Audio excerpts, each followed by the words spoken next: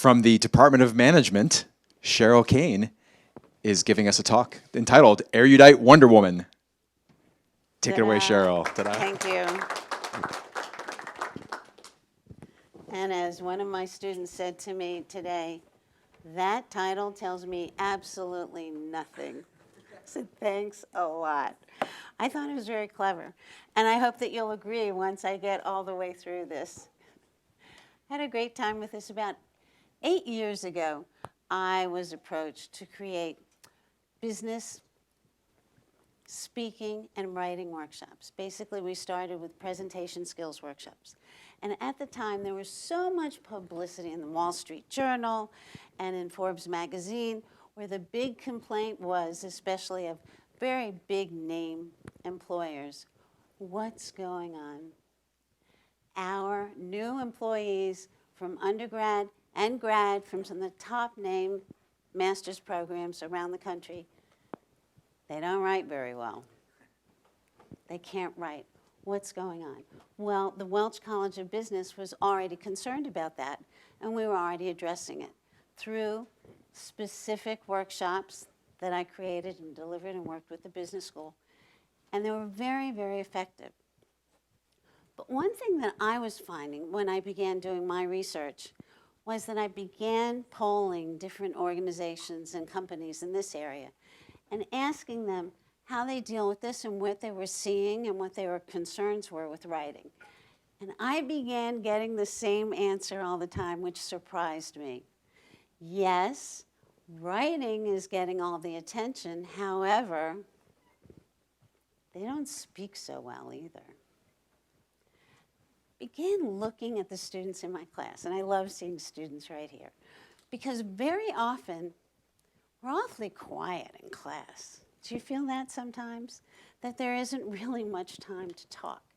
And it made me begin thinking about the different way that I grew up. Was there more talking then, or is there a difference in the education, or is it in society? What's really going on? Yes, this generation of our students grew up in the internet, but not only that, with texting. And many of them texted before they could read and write.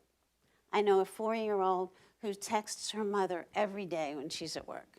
And her texts usually now, she's gotten very good at it, so she finds the initial letters and she starts hitting them. So if she's telling her a story about where she went or what she had for lunch, she begins saying, cheese, so you'll see a CH, or you might see an S. So in a way, it's teaching her to write and think and read.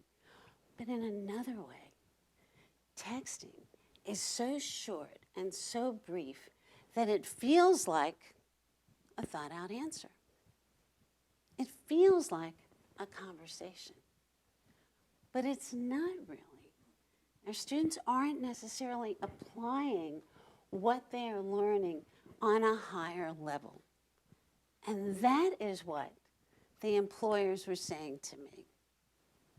That our students have to learn that I don't know isn't always an acceptable answer when they're afraid to step out. And in my class, luckily I went from teaching the workshops then to business communication, and now with the assistance of my department chair, Dr. Gumbus, who's in the room, thank you very much, I teach Management 205. And this course was designed by her, our assistants very definitely, to polish up writing and speaking skills. So that when people graduate in particular, my freshmen say to me that it's just as important for them as for the seniors, that they're happy to get into it earlier because then they get a firmer foundation of how to handle professional business writing and speaking. And my seniors are like so thankful and so appreciative that they realize that it's so different. Today it's so different between the casual conversation you have with your friends and the casual clothes you can get away with all the time. And then when you walk into business and you're expected to know what you're doing. I found in a few of my classes that 3 to 5 students walked in really secure in their business speaking. and maybe 3 to 5 were comfortable with their writing skills. I wondered what happened to all that conversation and all of the debating when we're so young. You know, when you look at early grades, when you look at preschool, it's noisy, it's boisterous. Then it gets a little more controlled, grade 2, 3, 5, 8. Our children are learning how to separate from us and make it on their own. What do they want to eat, when they want to go to sleep? Everything's an argument. But then we hit high school, and things quiet down. And then I realized that a class that I follow here in this gorgeous building, and that also follows me, another one, both are given in the dark. Why? Because everything's on PowerPoint. And too often when you're doing with PowerPoint, the only one talking is the professor. But the ones who really need to talk and come up with the answers and keep expanding what they're talking about are our students. So I began researching and trying to figure out things and which way I really wanted to go. And I came up with a solution when I found Michel Foucault and Amy Cuddy, and together they equal the erudite Wonder Woman. Because Foucault speaks about culture and tells my students of today that language development and communication is very much according to where you are right now. And also it's cultural. So cultural, you get a whisper of the past. So we need to understand history, where we've come from. Very often my students don't know anything that's happened maybe 20 years before. And we need to look at that and put all the pieces together. And Amy Cuddy looks at your physicality, the way you stand, the way you hold yourself, positions that I'll be showing you, and I'll need your help. And I hope you'll practice with me. Okay, I'll get you up on your feet in just a few minutes. So that it can change the way you're perceived, and it can change the way you perceive yourself. Because you can prepare yourself to have total success. And of course, one of the very best ones is the Wonder Woman stance. Who knows that one? Ta-da! You want to help me? Ah, I love it. Stand up. Or as my nephew says, he says, stand up. You want to get up? Come on, get up. Everyone who knows it. There are a few. So this is something you would like to do every morning when you wake up. Every morning. And it only takes 2 minutes. And it will change the hormones, because then you get the testosterone and the cortisol moving.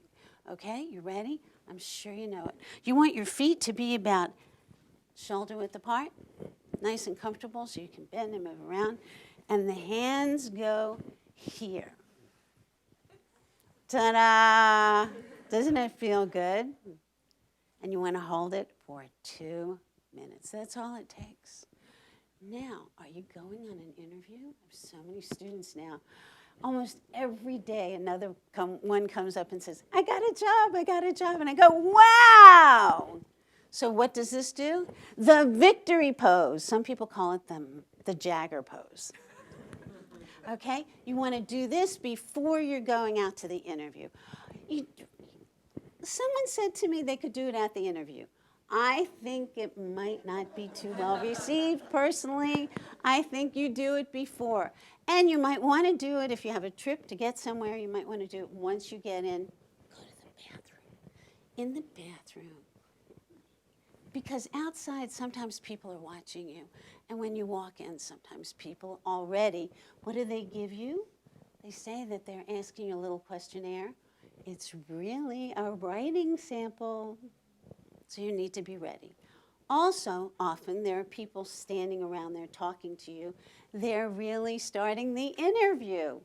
So before you even say hello to the person on the desk, go into the bathroom and get ready for the victory pose. And this is international. Everyone does it. Even people who are blind, who are in competitions and when at the end go, hooray! You ready? 1, 2, 3, up! And how does that feel? Woo! Really good, doesn't it? Now, I was noticing a few people in the way you were sitting in the audience. Was anyone sitting next to someone who kept hogging the armrest? That tells us a lot. What does that mean when someone pushes out here? Because what Amy Cuddy wanted everyone to know was to be open, right? So I had someone in the back. His arm kept going up. Yeah, it's you. The arm kept going up. That meant that he's really open. Do you want to know what you never, ever, ever should do when you go in an interview? This is the worst one. Oh, that one, that's the prisoner. That is the prisoner. What about the teacup? The teapot, excuse me. People don't even realize they're doing this because they go like this and then they begin doing this. Yes, you can be seated. You can be seated. But didn't that feel good? Isn't that amazing? You're smiling at me now. You weren't smiling before. It involves everyone. And that is what you want to do. Okay? And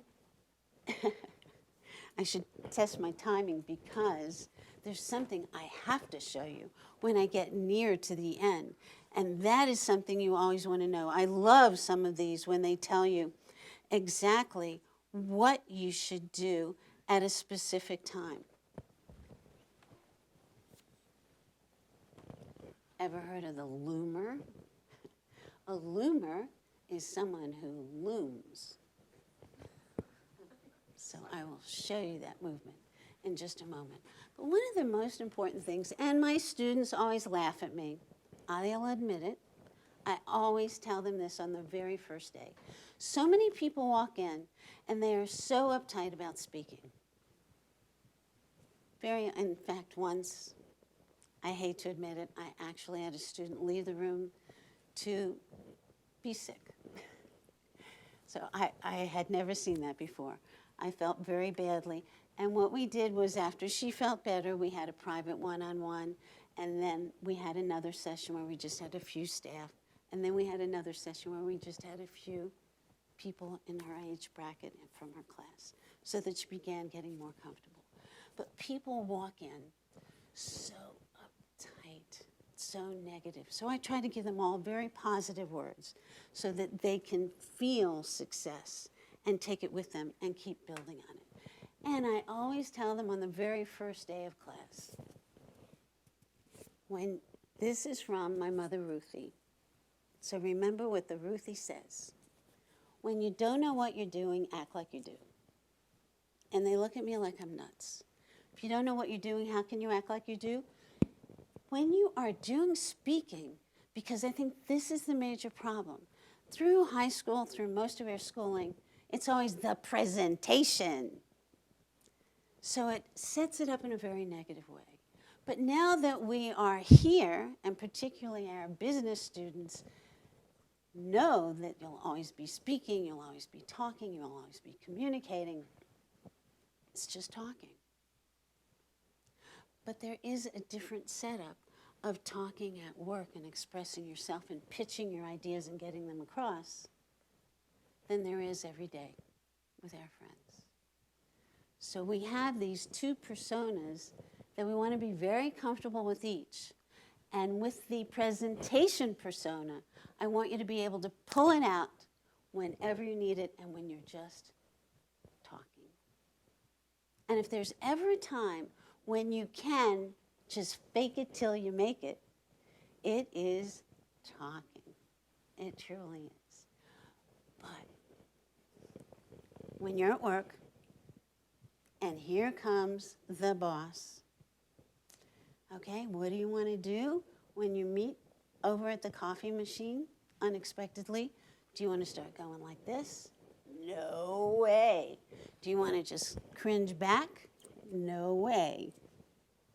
You want to stick your chest up and out, your chin out, and do you just say, how was your weekend?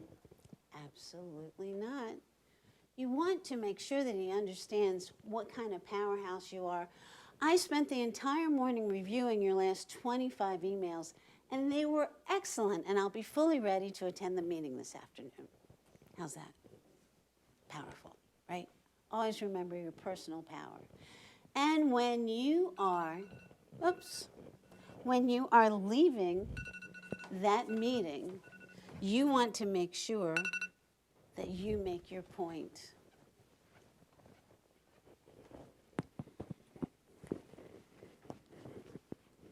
To show that you have a great idea, you can do the Obama.